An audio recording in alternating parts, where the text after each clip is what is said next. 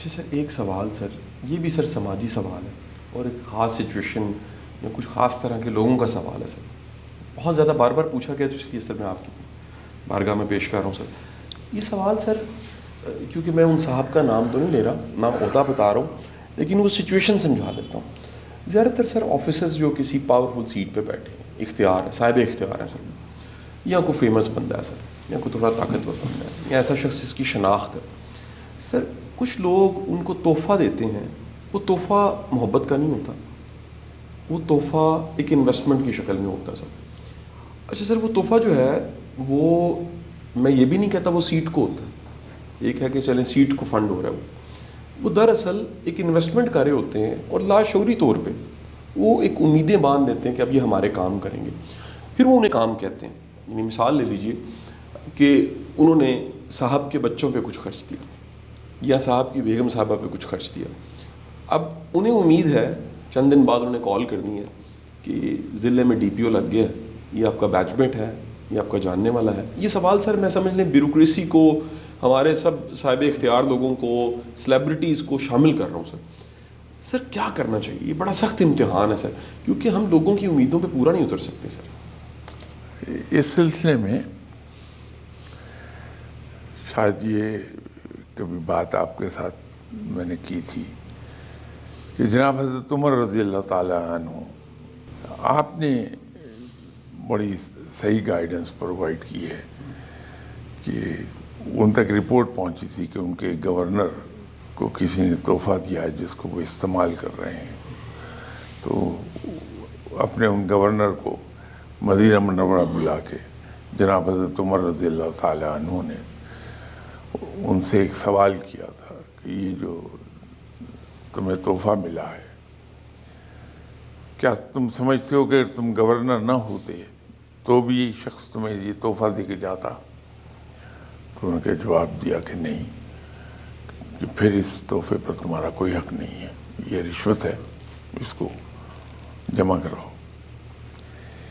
یہ جو کانسیپٹ ہمارا آج کل ٹی وی پر ایک لفظ آپ کو سننے میں ملتا ہے، توشہ خانہ، یہ اصل میں اسی کانسیپٹ کا حصہ ہے کہ جو کچھ آپ کو تحفے دیے گئے ہیں while sitting in a certain position، وہ آپ کو نہیں دیے گئے، آپ کو اس کرسی کو دیے گئے ہیں، اور وہ تحائف جو ہیں وہ حکومت کی ملکیت ہیں، آپ کی ملکیت نہیں ہے. وہ اسی برڈن سے بچانے کے لیے ہے، حکمت اس کے پیچھے ہی ہے، تاکہ آپ پر لوگ انویسٹمنٹ نہ کر پائیں. آپ توشہ خانے میں جمع کراتے ہیں تو اب یہ ہو گیا کہ گویا آپ کو تحفہ ملا ہی نہیں ہے. سر ایسے لوگوں کی امیدوں کے ساتھ کیا کیا جائے؟ وہ تو سر گلا کرتے ہیں کہ ایک خاموش گلا بھی ہوتا ہے نا سر، گلا کرتے ہیں کہ ہم نے انویسٹ کیا ہے اور اب ہم کام پڑ رہے ہیں، ہم تو دوست ہیں آپ کے ساتھ، دعوے دار ہوتے ہیں کہ ہم بہت بڑی محبت کرتے ہیں آپ سے، کیونکہ وہ اصل میں کہنا چاہ رہے تھے کیونکہ انویسٹمنٹ ہوئی ہے تو دوستی ہے، محبت ہے، ہمارا کام کریں آپ یا کال کریں. یہ الفاظ کا کھیل ہے. بات وہی ہوتی ہے جو آپ نے اینڈ پر کہی. تو جب آپ انویسٹ کسی کو کرنے ہی نہیں دیتے تو انڈر آبلیگیشن نہیں آتے آپ، اور آپ پھر اصول پر چل سکتے ہیں. ایک انتہائی اہم حیثیت پر ایک صاحب فائز ہوئے تو انہوں نے مجھ سے ذکر کیا کہ سر میں اس پوزیشن پہ آ کے بیٹھ گیا ہوں، اب میں کیا کروں؟ رشتہ دار آئیں گے میرے پاس، میرے پڑوسی آئیں گے میرے پاس،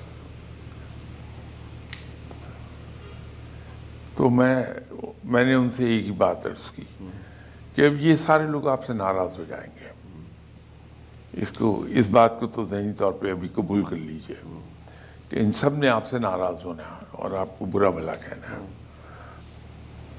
تو جو بھی آپ کے پاس آئے ان سے کہیے کہ دیکھیے، اپنا نام لے کے کہیے کہ آپ کا رشتہ دار وہ آدمی ہے، اپنے نام سے کہیے. یہ جو ڈیزگنیشن ہے یہ آپ کا ریلیٹو نہیں ہے. ٹھیک ہے. تو ہم ان دونوں کو علیحدہ واٹر ٹائٹ کمپارٹمنٹ میں ڈیل کرتے ہیں. جو میرا ڈیزگنیشن ہے اس کا آپ سے کوئی تعلق نہیں ہے.